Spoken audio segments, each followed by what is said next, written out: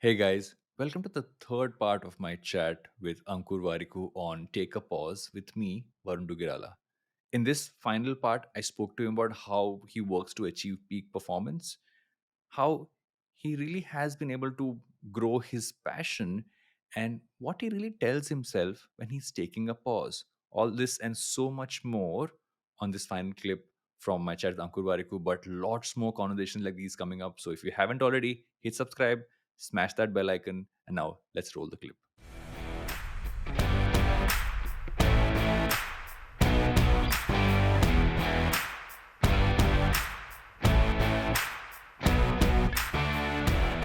I have those, between I think 8:39 to 10:30, I am just reading what I want to read.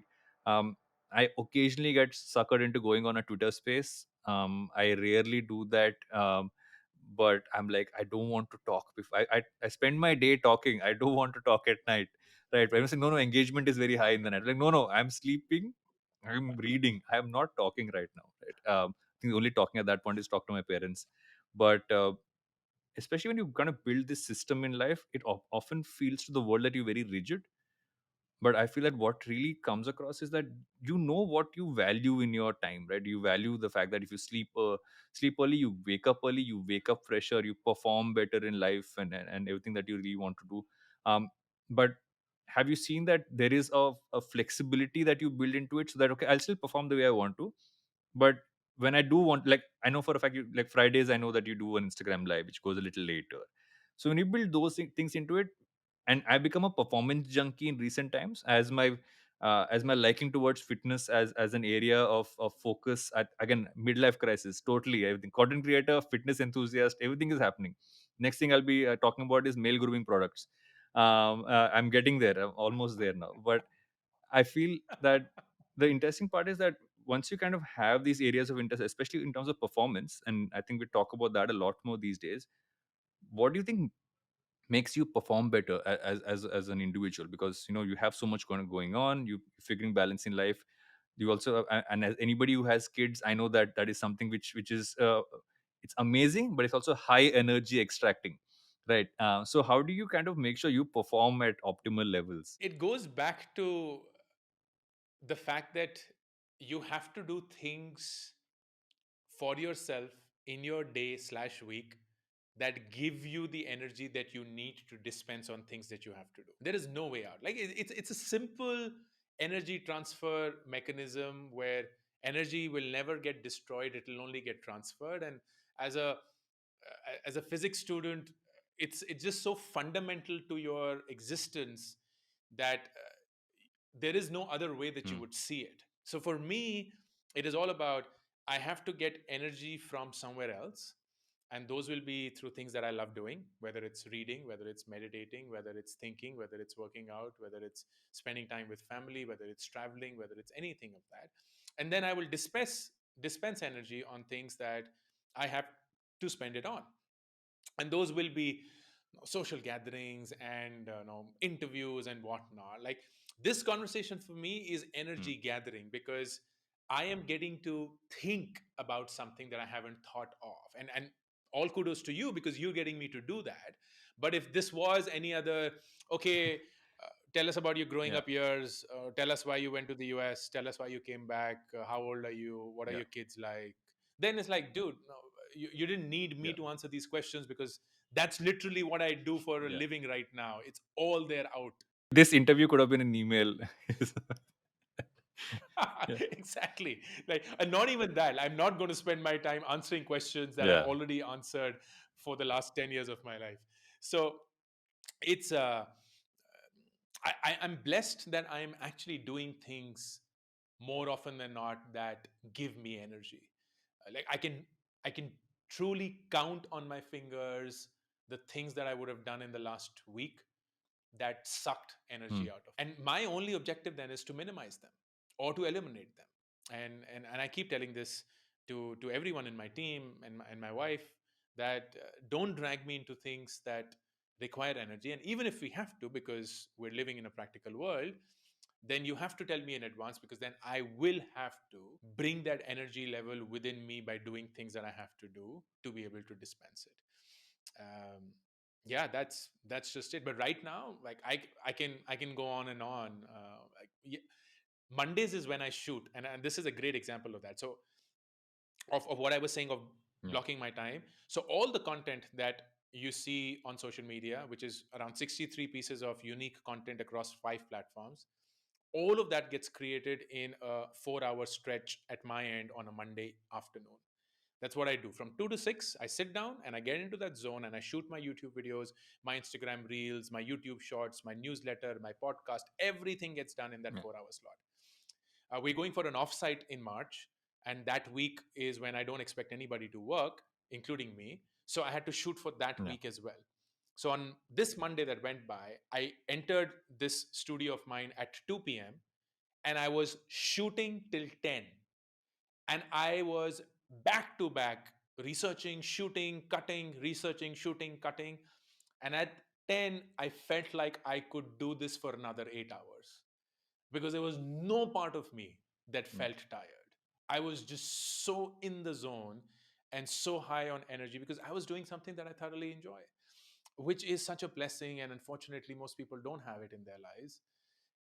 So I feel that managing time then becomes a natural byproduct if you have already managed your energy. You almost quoted the T-shirt I'm wearing, which is "When in doubt, start with what you love," because you enjoy doing it so much. And I agree with you entirely. If you enjoy doing something so much, I remember a while back I was talking to Tanmay on my on the other podcast, and he said that he asked me a question. He said, "What would you do for no money for the rest of your life?"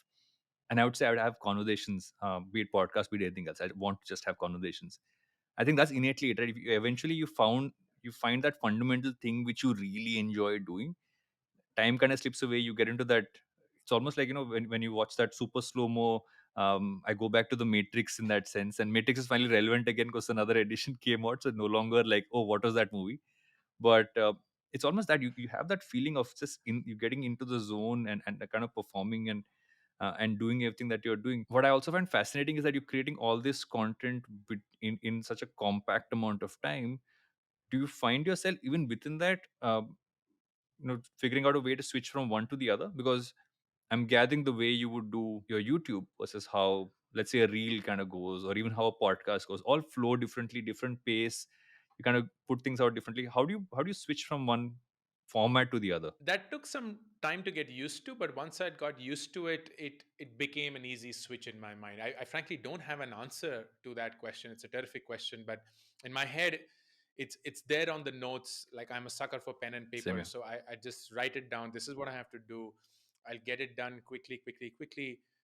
Take a maximum 15-20 minute break, and that's it. Just switch my mind to say, okay, Instagram reels now a different frame, and I'm like, I'm this as Yeah. against this, and I'm slower with my hands, and then and podcast where I'm literally speaking to this person, like Yeah. this is the person that I'm Yeah. speaking to, and not the screen or anybody else. But I think it took some time to get used to, but now the switch happens, and I understand why.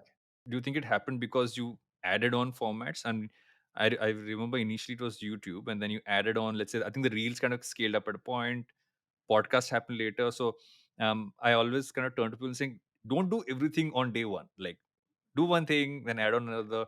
Do you think that could be it? Absolutely. I think that nice happy transition really helped, and to the point, because I have a story around this. So I got an email from a merch company saying, hey, when are you Yeah. launching your merch? And I think we'll do a good job of it, we understand, blah blah blah blah blah. And I was like, yeah, we launch merch when we are 5 million Hmm. on Instagram. I says, great, let's have a conversation next month. I like, dude, I'm going to hit 5 million in 3 years, so let's talk in 3 years. And that's just it. Like I'm in no hurry, and all of these plans, they don't have to happen today. They don't have to happen today. There's a time and space for everything, and you have to pace yourself out. Make sure that you are the capability and the resources to deploy it. And once you do, then it's just a matter of when. I have to pick another line from another piece from your book, right? Where you say that you don't find your passion, you grow your passion. How do you feel you've grown your passion? Because I know that there are things that have kind of extended and scaled from what you started, but how have you kind of grown it? If you had to say, okay, this was the seed, now this is the Now it's a jungle. How has that? How Yeah. did that kind of process kind of work? So before I answer the question, the real question is, what Hmm. is my passion? And what I think my passion is right now is teaching. Like I love teaching, and I now figure that I have always loved teaching. It has been something very innate to me, maybe because I saw my mom, who was a teacher all her life, and I saw the impact that she could create and the patience with which she delivered and so on. So I remember in school helping kids because I was like the helpful and the above average kid. Then in the US, I had this teaching assistantship, so I taught different cultures for the first time. I understood where I do well and not. At MBA school, I was teaching my fellow students. Consultant, I was teaching my juniors, whatever the case may be. And then entrepreneurship in general, being a founder, teaches you a lot on how to be an effective teacher. Because if you do a good job of that, you succeed. If you don't, you are just one horrible leader. And this was not about me concluding at the age of 22 that, oh, teaching is my passion and now I'm going to do everything about it. I realized over almost 20 years that teaching is something that gives me joy, that gives me immense contentment, that gives me immense fulfillment.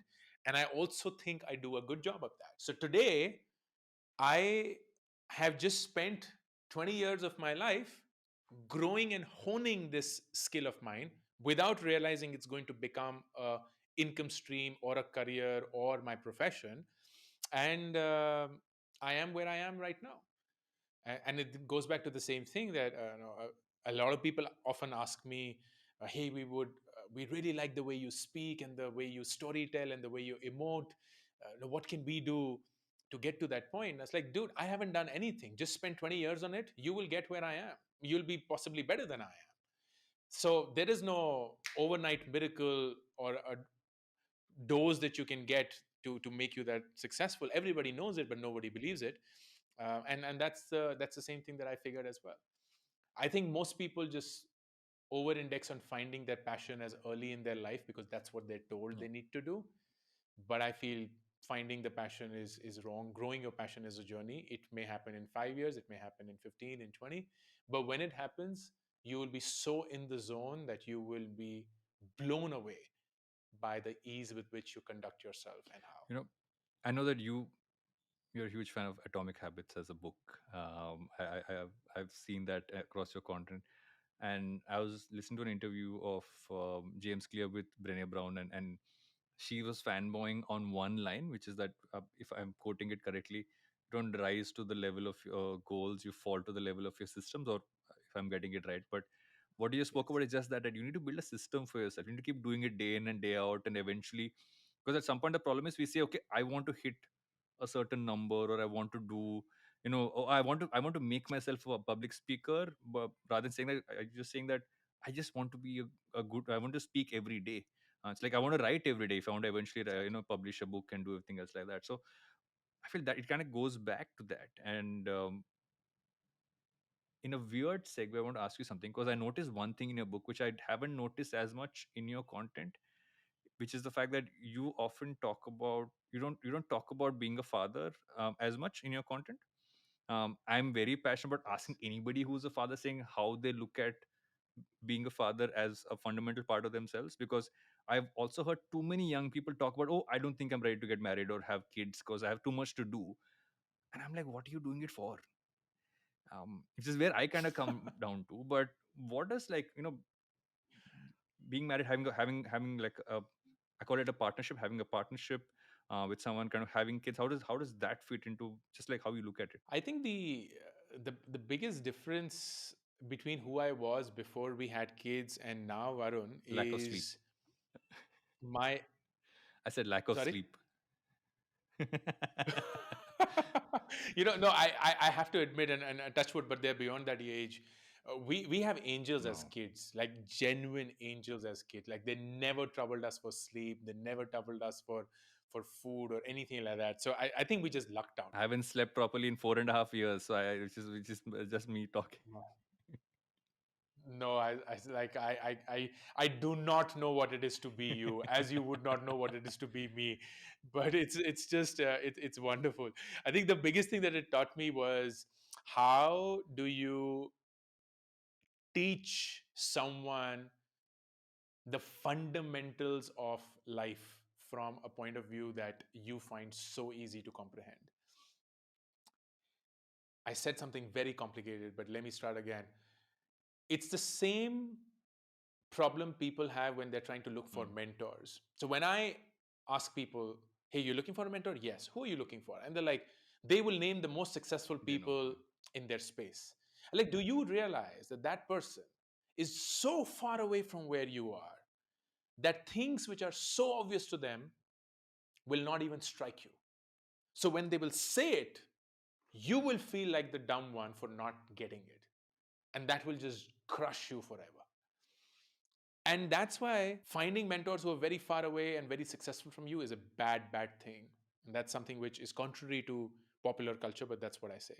And I feel that parents and kids are pretty much the same, where parents have to now go through those 25, 30, 35 years of their life that they have had before they became a parent, and now speak to someone who's figuring shit out from day one.